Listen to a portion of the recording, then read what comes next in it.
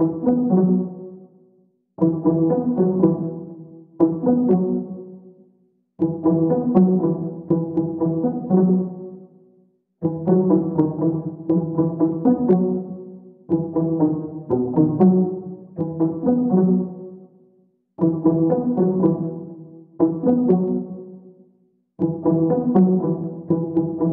daholo androany isika dia ndao indray raha hiresaka ny raharaha izay tena mafana dia mafana mo ao faratsio ao amin'izao fotoana izao tsy inona moa izany fa raharaha mahakasika ny voka-pifidianana vonjimaika izay navoaka ny CENI tamin'iny 12 Jona iny fantatra ankehitriny fa ilay kandida izay mitazona laharana voalohany vonjimaika ao faratsio ao amin'izao voka-pifidianana vonjimaika izao dia nisy nitory eny amin'ny HCC mahakasika ny resabe mandeha eo amin'izay resaka halabato sy ny tarina zay ka ny 14 Jona amin'ny 9 maraina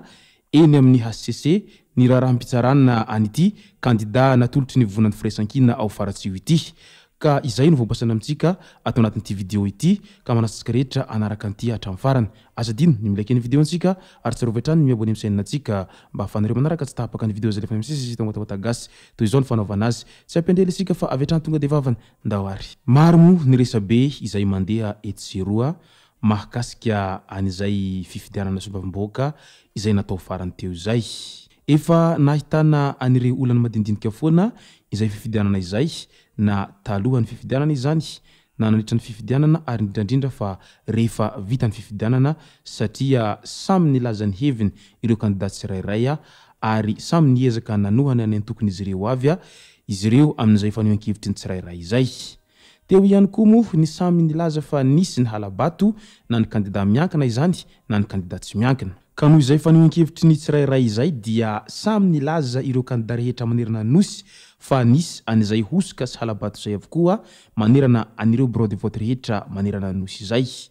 ny kandida izay natolotry ny fanjakana moa milaza fa ireo kandida tsy miankina sy ireo avy ao amin'ny volan'ny firaisankina ary ny kolektifan'ny malagasy no tena nanao an'izay hosoka sy ny halabato izay ary izay mihitsy ho izy ireo no antony nahatonga anireo kandida mpanjakana sasany lasa tsy nahazo laharana voalohany satria niezaka nangalabato ireo kandida izay tsy natolotry ny antoko-mpanjakana ho izy ireo hatrany raha nitafatafa sy niresaka tamin'ny mpanao gazety tamin'ity herinandro ity mifanohitra amin'izay anefa fa ny fanambarany ireo kandida tsy miankina sy ireo avy amin'ny antoko politika matanjaka toy ny volan'ny firaisankina ary ny kolektifan'ny malagasy satria nilaza moa ny tamin'ny volan'ny firaisankina izay notarihiny Andriamatoa Marc Ravalomanana moa izany sy ireo kandida rehetra izay natolotry izy ireo manerana ny nosy fa tsy afaka ny hangalatra mihitsy izy ireo satria tsy azy ireo ny CENI ary tsy azy ireo ihany koa ny sefim-pokotany sy ny maro hafa fa olom-panjakana ireny ho izy ka amin'ny fomba ahoana no ahafahanay manao an'izay fangalarana izay ho izy ireo raha naneho ny hevitra izy ireo manoloana ny fanambarany ireo antoko-mpanjakana izay niresaka tamin'ny mpanao gazety tamin'ity herinandro ity teo ihany moa izay ny fanambarany andaniny sy ny ankilany amin'izay resaka halabato zay fa ny tena niavaka amin'izy rehetra dia ny raharaha izay ao faratsio ao mahakasika an'ity resaka halabato ity satria tsy vitany efa nahangona olona marobe izay njorivolombelona ny kandida izay natolotry ny fanjakana fa dia mbola nisy ihany koa ny fitoriana izay nahatonga ny kandida anankiray izay mitazona laharana voalohany ao faratsio ao amin'izao fotoana izao voantso eny amin'ny HCC mahakasika an'izay raharaha fitoriana azy izay toy izao manaraka izao moa ny trangan-javatra izay misy ao faratsio ao amin'izao fotoana izao tato anatin'ity herinandro ity fantatra fa tamin'ity herinandro ity dia nampanatsona teny amin'ny zandary ny filohan'ny CED na ny commission électorale des districts tamin'ny alarobia 12 Jona 2024 fantatra ihany koa fa notazomina ao antany menakely Antsirabe nanomboka ny alina teo ny chef de centre informatique de district na ny CID ao faratsio ao ity sampana ity izay mandray mivantana ny fikarakarana ny lisy-pifidianana eny anivon'ny district ao anatin'ny fiandrasana voka-pifidianana ofisialy no miseho izany rehetra izany inona no antony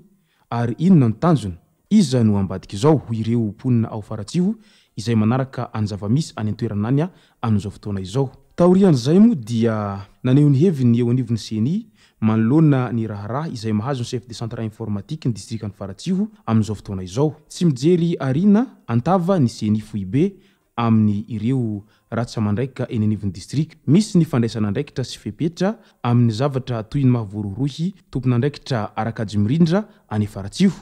na izany aza dia tsy mijabaka amin'ny raha ampitsarana ny seny foibe raha ny fanambarana nataony Andriamatoa Soava Andriamarotafika mpapakateny voalohany seny. Raha ny zava-misy any Faratsio dia fantatra fa nahazo fiantsona satria efa nolazaiko teo fa nahazo fiantsona any Antsirabe ary notazomina ao an-tany menakely Antsirabe ao izay faritra Vakinankaratra mo ny tompon'andraikitra izay misahana ny informatika eo anivony CED ao Faratsio ao. Mihevitra mo ireo olona ao Faratsio ao fa misy kandida izay tsy mankasitraka ny voka-pifidianana ao Faratsio ao no ambadika an'izao rehetra izao ka dia hoarantsika eto izay mety ho tohiny izany rehetra izany. Fantatra ihany koa amin'izao mahakasika an'ity raharaha izay mahavoasaringotra ny kandida izay mitazona larana voalohany ao Faratsio ao fa zoma 14 Jona amin'ny 9 maraina eny amin'ny HCC ny raharaha ampitsarana ny toriny kandida mpanjakana any mily na ny antsoina hoe audience publique mo izany. Manasa ny komity miaro ny safidim-bahoaka mo izy ireo mba ho tonga hiatrika an'izany fitoriana izany. Raha izany rehetra izany no fakafakaina antsakany sy andavany dia hita fa tena tsy ho vita moramora ity raharaha ity satria tsy vitany efa avy any Faratsio no ny famalivaly amin'ity resaka halabato sy ny zavatra tsy mazavazava ity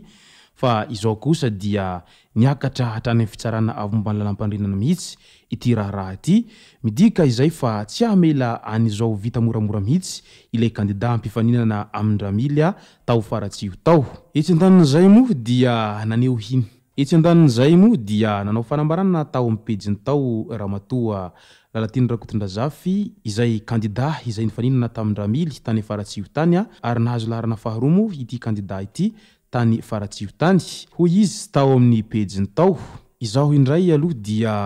ho eo anilany izay rehetra mitady ny fahamarinana mandrakariva ary matoky fa misy ny marina eto amin'ity firenena ity ary misy ny lalàna natao hajaina ho izy hatrany.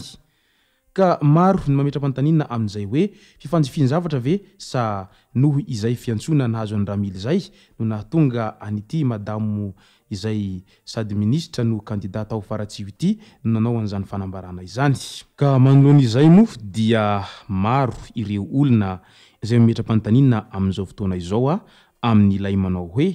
raha toa mo zany tena nitombona tokoa fa nisy ny halabato tao Faratsio ary raha toa ka tena nataony ramily mihitsy izay resaka halabato izay ho izy ireo dia taiza daholy ny delege sy ny ratsa mandraika rehetra tao amin'ny fokotany izay nisahana sy nanaramaso an'izany fifidianana izany. Taiza daholy ireo solontenan'ny seny nandritra izay fifidianana izay no nahavitany ireo kandida izay tsy miankina amin'ny fitondrana no nahavita nanao an'izay fangalaram-bato izay. Ary raha toa ka tena meloka tokoa i ramily amin'izay rehetra izay mety ahina ve ny ahadisqualifié azy amin'ity fifidianana ity ho ireo izay mpanara-baovao avy any Faratsio any amin'izao fotoana izao satria fantatra ankehitriny fa tena mbola ao anatin'ny savorovory tanteraka ny ao Faratsio ao mandra-pahivoahany valim-pifidianana tena ofisialy izay hovoaka na HCC ary mbola manahy mafy ireo mpomba ny ramily amin'izao fotoana izao fa sao dia misy ny fifadihan-javatra ka lasa tsy lany tampoka ilay kandida izay nitoanan'izy ireo. Izay mo no masaka azona roso tato anatin'ity video ity tomboko lasy tomboko vavy misaotratsika rehetra naraka an'ity video ity hatramin'ny farany. Aza dino ny milaiky ny video antsika ary tsarovatra ny miabony amin'ny chaîne-nantsika mba ahafahanareo manaraka tsy tahapaka ny video izay lefa misy tao matahotagasy tomboko lasy tomboko vavy mangasitraka dia mirary soa.